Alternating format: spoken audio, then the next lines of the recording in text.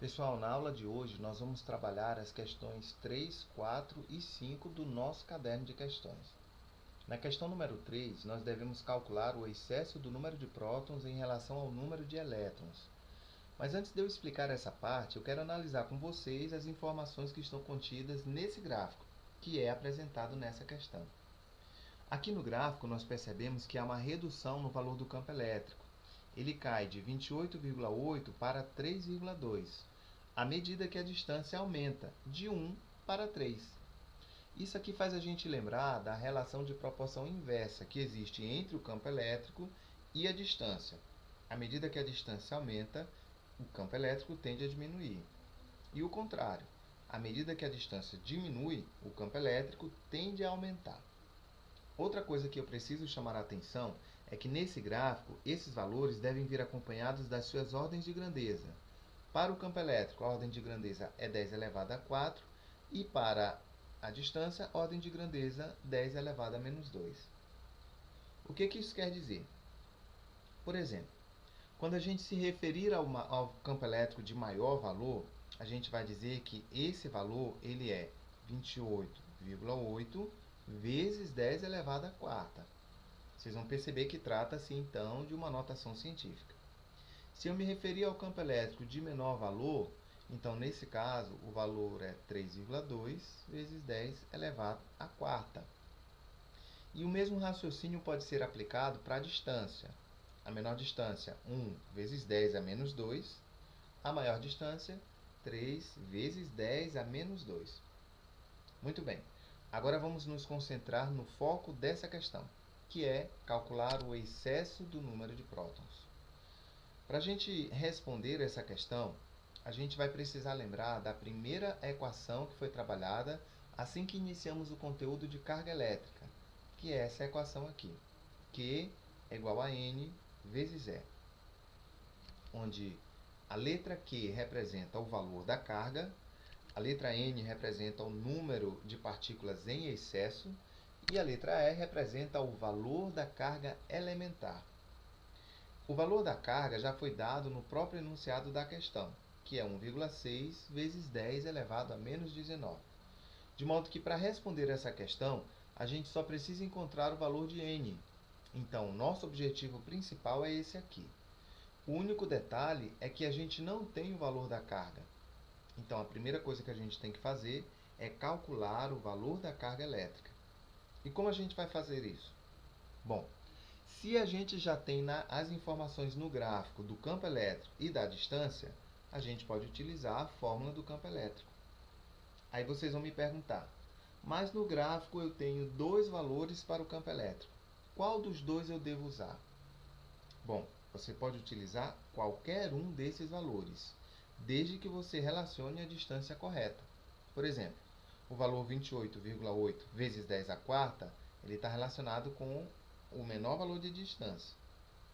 E o valor 3,2 vezes 10 à quarta está relacionado com o maior valor da distância. Por exemplo, vamos fazer a substituição aqui.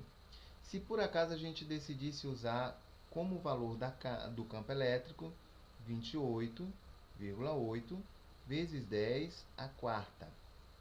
Nesse caso, substituindo o valor da constante, que é 9 vezes 10 à nona, nós iríamos querer descobrir a carga e a distância seria 1 vezes 10 elevado a menos 2 ao quadrado.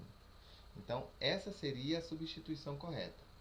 Caso vocês desejarem utilizar o outro valor para o campo elétrico, vocês só precisam colocar o valor da distância correta. Mas não é necessário fazer esses dois cálculos, tá bom? Porque o resultado vai dar o mesmo. Se vocês desejarem, pode fazer apenas esse que eu acabei de substituir. Quando terminar de fazer esse cálculo, vocês vão encontrar o valor da carga. Daí, é só pegar esse valor da carga e substituir aqui nessa fórmula. Então, nós vamos encontrar o que realmente estamos procurando, que é o número de partículas em excesso. No caso, o número de prótons em excesso. Beleza? Entendido a terceira questão, nós vamos passar agora para a quarta questão. Aqui nessa questão, a gente tem um espectro de linhas de força de duas cargas, onde a gente precisa descobrir qual vai ser o sinal do produto entre elas. Para isso, a primeira coisa que a gente vai fazer é definir qual é o sinal individual, o sinal de cada carga. É só analisar as linhas de campo, pessoal. Por exemplo, na carga 1 nós estamos percebendo que as linhas de campo estão saindo da carga. Nesse caso, a gente tem aqui um campo elétrico de afastamento. Então, nós temos um campo elétrico de afastamento. E qual é o sinal da carga que gera esse tipo de campo elétrico? É positivo ou negativo? No caso da carga 2, a gente percebe que as linhas de força elas estão entrando na carga. Então, a gente tem aqui um campo elétrico de aproximação. E aí eu pergunto para vocês, qual é o sinal do campo elétrico, da carga que gera um campo elétrico de aproximação? Definidos os sinais de cada uma dessas cargas, nós vamos precisar só aplicar aquela regrinha do jogo de sinais que a gente aprendeu ainda no ensino fundamental, que é essa aí. Mas para simplificar, basta a gente lembrar, quando os sinais são iguais, o resultado é positivo. Quando os sinais são diferentes, o resultado é negativo. Entendido a quarta questão, vamos agora partir para a quinta e última questão. Aqui a gente vai trabalhar com o vetor campo elétrico em cima de uma linha de força. Para ajudar a gente nesse raciocínio, vocês podem recorrer ao livro didático na página 40. Lá tem um tópico intitulado Representação do vetor campo elétrico em uma linha de força. Nós vamos ver que para representá-lo, nós vamos obedecer a duas características. A primeira, que o vetor campo elétrico sempre vai ser tangente à linha de força em cada ponto. E a segunda é que o vetor e a linha de força sempre vão ter a mesma orientação, ou seja, o mesmo sentido. Aqui eu quero explicar para vocês que a palavra tangente significa algo que toca uma outra linha em um único ponto, sem cortá-la. Por exemplo, digamos que a gente tem aqui uma linha de força que é uma linha reta e ela está sendo direcionada, o sentido dela é para a direita. Vamos imaginar ao longo dessa linha 3 pontos. Como ficariam os vetores campos elétricos nesses pontos? Então, se a gente fosse representar obedecendo a essas regras, eles precisam ser tangentes, ou seja, tocar em um único ponto, e ter o mesmo sentido da linha de força. Logo, a gente já sabe que os vetores todos vão apontar para a direita. E nesse caso, eles vão coincidir com a linha, porque para ser tangente, eles não podem cortá-la. Então, eles coincidem com ela em todo o percurso.